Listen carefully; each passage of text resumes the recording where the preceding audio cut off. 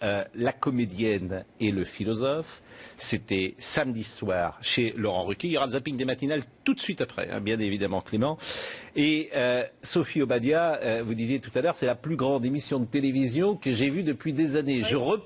Je recontextualise. Alain Finkielkraut, invité de Laurent Ruquier, pendant 20 minutes, Enterraminé, c'est son nouvel ouvrage, et c'est une conversation qu'il a avec Elisabeth de Fontenay, un livre passionnant d'ailleurs. Il est interrogé par Yann Moix et par Christine Angot, et puis tout d'un coup, Mademoiselle Chamou, que vous avez peut-être découvert, Camille Chamou, que vous voyez à l'antenne, qui était venue faire la promotion de son spectacle, L'Esprit de contradiction.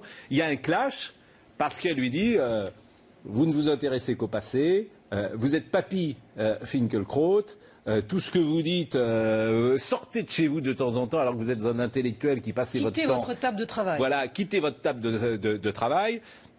Sortez de chez vous. Moi, j'ai envie de dire à Camille Chamou, restez-y. Et ça fait un clash. Et évidemment, c'est le clash du week-end. Le seul désaccord que j'ai avec votre présentation, Pascal, tout est juste, c'était pas un clash. Non, j'allais dire la même chose. Ça a été indiqué. Non, ce n'était absolument pas un clash. C'était un échange de très haut niveau. C'était tout sauf un clash. Elle lui a... Non, c'était pas de très haut niveau. De très haut niveau. Pas très haut niveau de Camille Chamou qui l'appelle Papy. Elle a expliqué pourquoi Papy. Il faut arrêter de caricaturer. Elle a expliqué très précisément pourquoi elle l'appelait Papy. Oui, et c'était intéressant. C'était intéressant. C'était intéressant peut-être, mais sauf que l'émission était absolument passionnante. On voyait en direct réfléchir un philosophe un samedi soir devant tous les Français. Si la télévision française pouvait être le plus souvent comme celle-là, c'était magistral. Bien. Tout d'un coup, l'audience. Mais on l'a invité. Moi, je l'ai eu ce week-end, Alain Finkielkraut. Il m'a donné un accord de principe. A priori, il va venir nous voir.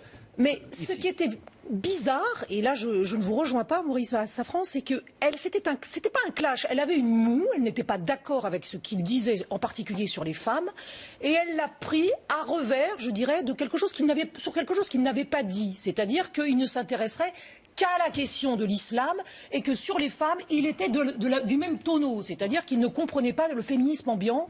Et ça, j'ai trouvé que c'était décalé. Et ensuite, on est tombé d'un niveau, ça c'est certain, on n'était plus au même niveau de pensée en direct comme il l'avait fait. Absolument. Elle a été très desservie par la forme. Parce qu'elle était tellement concentrée, etc. Oui, ça c'est vrai. Face à l'impassibilité magnifique du philosophe, elle jouait un peu les comiques excités. Mais c'est un moment d'intelligence pure. Dans ce siècle où la littérature c'est le tweet, où l'info ce sont les réseaux sociaux, où tout est haché, menu, piétiné, on a eu une heure. De bonheur absolu. Ouais, alors ma question, c'est pas ça, moi. Ma question, c'est est-ce qu'on peut, quand il y a tellement de différences de niveau, comme ça pouvait exister, ça pouvait se voir entre Camille Chamou et Alain Finkielkraut, est-ce que c'est intéressant de proposer quand même un échange je pense qu'elle a dit tout haut, je suis d'accord avec toi, je pense qu'elle a dit tout haut ce que beaucoup de gens dans la salle ont pensé tout bas, parce qu'ils étaient un peu largués.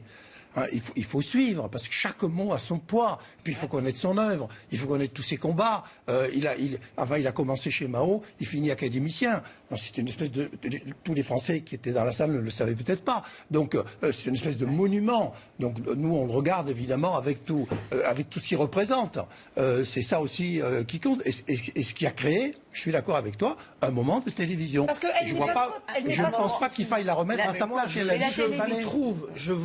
La télévision. Isabelle Véramasson qui ne s'est pas exprimée après Maurice Safran. La télévision mélange toujours, c'est un peu son principe et de plus en plus, différents niveaux d'intervention, de langage, avec ce que ça peut avoir de rafraîchissant, parce que de temps en temps on est content d'entendre une parole qui n'est pas convenue, et c'est ce qu'on appelle un clash, parce que le fait d'appeler papy, le niveau de langue, le vocabulaire n'est pas du tout le même entre Finkielkraut et Camille Chamou, et puis ce mélange d'humour, elle est là pour faire rire, lui il est là pour faire pleurer quand même, fait des rencontres à la fois intéressantes et en même temps un peu choquantes, parce que est-ce que c'est normal de parler sur des niveaux qui ne sont pas du tout les mêmes. Par exemple, Camille Chamou, est-ce qu'elle sait qui est Alain Finkielkraut? Oui, est-ce qu'elle connaît son histoire? Est-ce que collectivement, on ne le sait pas. nous entendons ce matin ont fait preuve d'un mépris de classe. Ah non, elle a un mépris d'âge, elle. Non, nous faisons... Mais je peux aller jusqu'au bout de ma pensée. Ne pas dans l'eau pour dire moi j'étais avec toi. Si. Quand vous dites comique, excité, Jacques Séguéla, rafraîchissant, elle est rafraîchissante, mais quel mépris! J'ai pas parlé d'elle. Quel mépris dans le mot rafraîchissant! Mais c'est incroyable! Sur la forme. Laissez terminer Maurice! Il y en a une qui est là pour faire rire, l'autre qui est là pour faire pleurer. Mais ça a été dit! Mais quel mépris de classe absolument Laissez-moi. Mais si, c'est un vrai mépris culturel, absolument incroyable. Alain Finkielkraut a mieux compris que nous ce qui s'est passé. Il a dit à l'antenne, parce que lui, il a compris. Lui, il a compris que celle qui l'a déstabilisée, c'est ni Christine Angot, ni Yann Moix, c'est Camille Chamou, qui lui a dit des choses très justes. Quand elle lui a dit, moi, une femme, j'ai été plus harcelée par des mâles blancs que par des musulmans, c'est très important qu'elle ait dit ça. Donc je comprends pas. Il y en a une qui est là pour faire rire, l'autre pour faire pleurer, c'est méprisant. Alors, est-ce que vous trouvez, elle préparait Normal Sud, Camille Chamou, donc c'est pas une idiote. C'est pas méprisant. C'est loin d'être une idiote. Je parle de notre discours collectif. Mais par exemple, là, brillante. Et en plus, ce qu'elle dit est exact, parce que moi j'avais entendu Alain Finkielkraut dans une autre émission, dans laquelle il avait immédiatement rapporté la question à la question de l'islam. Et ça m'avait choqué comme elle. Effectivement, quand elle porte allusion à une autre émission. Quand elle porte le débat sur le passé, c'est le débat que des tas d'intellectuels ont avec Alain Finkielkraut depuis 20 ans.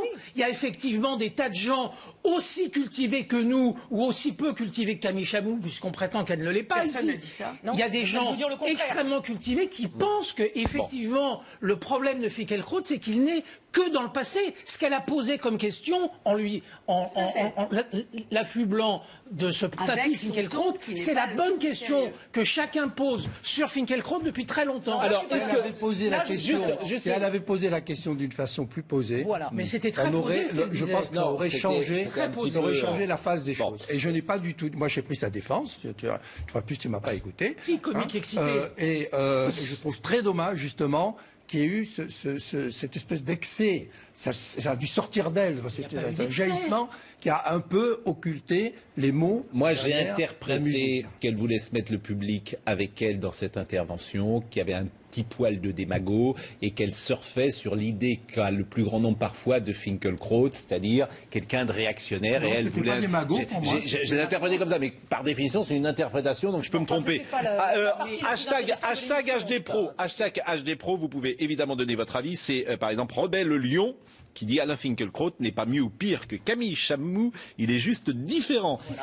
Et puis il y a Moérode qui dit Pascal, alors il m'interpelle, il dit si tu te taisais, quoi, il dit pas comme ça, hein, si tu te taisais, pourquoi t'attaquer à Camille Chamou, n'a-t-elle pas le droit de donner son avis? Ton Finkielkraut est un haineux, on a bien compris que tu étais dans son camp. Non, c'est pas non plus ça, mais on cite tout le matin, quoi qu'il arrive, et même des avis parfois qui nous sont défavorables. Que voulez-vous dire, Clément? Moi, je voulais abonder dans le sens de Maurice Safran, avec lequel je suis très largement en accord.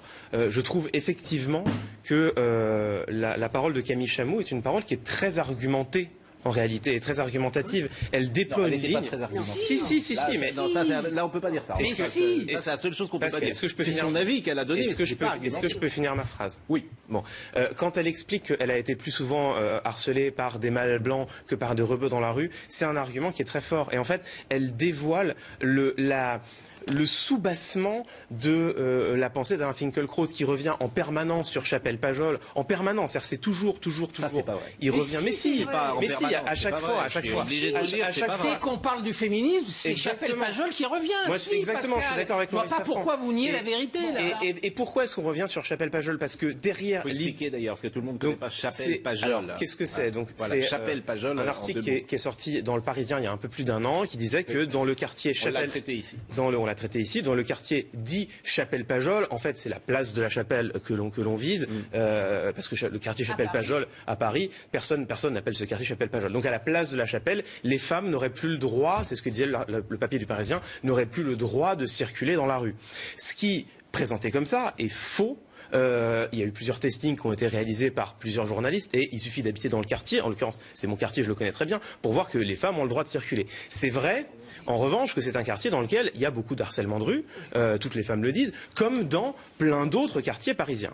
Le harcèlement de rue, si, Pascal, comme dans plein d'autres quartiers parisiens, et croyez-moi... Il y en a peut-être moins dans certains quartiers que d'autres. Il y en a peut dire ça, ce relativisme, il y a peut-être des quartiers où il y a moins d'harcèlement de rue que dans d'autres. Oui, ou non? Il y a des quartiers dans lesquels il y a moins d'harcèlement de rue que dans d'autres. Mais Chapelle-Pajol est loin d'être le pire. Et je vais vous dire, pour connaître bien un autre quartier qui est pas très loin, qui est le quartier Jaurès, qui est devenu un quartier très bobo, moi j'ai vu beaucoup plus de femmes se faire harceler dans le quartier Jaurès qu'à Chapelle-Pajol. Bon, donc, et quand Alain Finkielkraut, dès qu'on parle du féminisme, ramène sur la table le quartier Chapelle-Pajol, qu'est-ce qu'il y a derrière? Il y a l'idée que finalement, le vrai problème du féminisme, c'est que, je le dis crûment parce que c'est ça qu'il y a derrière, les femmes se font harceler par des Arabes dans la rue. Et donc, ce que dit... Mais c'est pas du tout ce qu'il a dit. C'est pas du tout ce qu'il a dit. Donc, c'est ça qui est terrible. Il ne le dit pas, mais c'est le sous-bassement. Oui, parce que c'est pas du tout... C'est très amusant, c'est-à-dire que c'est vous qui ramenez un sujet sur qui il n'a absolument pas parlé. Donc l'obsession, elle est peut-être de votre côté. C'est ça qui est drôle. Enfin, Pascal, je peux finir. Vous me dites que... Parce qu'elle a dit d'autres choses, Camille Chamou. Mais elle dit exactement ça. Oui, mais elle a dit autre chose dans quand elle dit « j'ai été plus souvent harcelée par des mâles blancs au travail que par des rebeux dans la rue », en fait, elle dévoile l'argument de Finkielkraut. Mais vous retenez que cela. Mais si je peux finir, quand elle dit ça... Elle énonce un argument qui est très fort. Donc c'est une parole qui est très argumentée et c'est effectivement une parole qui est argument par argument.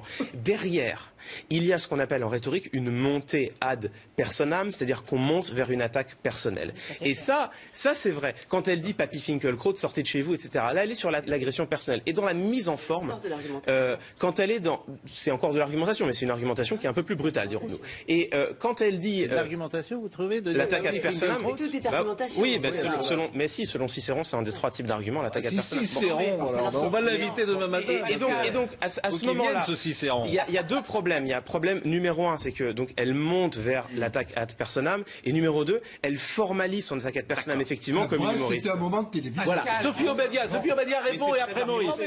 Sophie Obadia. Justement, samedi soir, nous avons vu un Alain Finkielkraut différent, intime, qui raconte que précisément il n'a même pas la clé de chez lui parce qu'il reste à la maison et que sa femme n'a pas la clé de chez lui. Oui, pardon, vous avez raison. Heureusement que c'est pas une affaire criminelle, vous avez raison. Et que sa femme n'a même pas la clé parce qu'il ouvre la porte, parce qu'il reste à la maison. Il racontait justement comment il est un homme à l'envers et sa mère ne travaillait pas. Il explique tout un processus pour dire pourquoi il est féministe, c'est-à-dire que les femmes travaillent et que lui il est à sa table et elle va le chercher en lui disant Papy Finkielkraut, sors de chez toi. Je trouve, pardon, la seule chose que je regrette, c'est qu'on le traite de vieux, parce que ça me paraît vraiment, si aujourd'hui on en est là, à se regarder, à se comparer par l'âge, c'est nul. Elle a expliqué le papy, elle l'a expliqué, c'est injuste, Sophie. Moi, il se trouve que... Franchement, c'était pas tendre. Après, elle l'a mis en forme comme ça, mais au départ, c'était pas tendre. Il se trouve que je connais Alain Finkielkraut depuis 40 ans, il se trouve que j'ai lu l'ensemble de son œuvre, et il se trouve qu'on a encore le droit... ça semble quasiment interdit maintenant, on a le droit de dire que sur des questions comme le féminisme, par exemple, on est en désaccord. C'est pas un crime aujourd'hui de dire non. On a le droit de dire qu'on est en désaccord avec la vision qu'a Alain Finkielkraut du féminisme, par exemple. Quand il a expliqué longuement, et c'est passionnant, mais on a le droit de pas être d'accord, quand il a expliqué longuement samedi qu'en réalité le mouvement actuel est en train de déboucher sur une guerre contre l'homme blanc hétérosexuel, on a le droit de lui dire qu'on n'est pas d'accord. C'est permis encore en France d'être en désaccord avec cet intellectuel intouchable pour une partie des Français qui est devenu Alain Finkielkraut. Il n'est pas intouchable. La preuve, Alain Véramasson.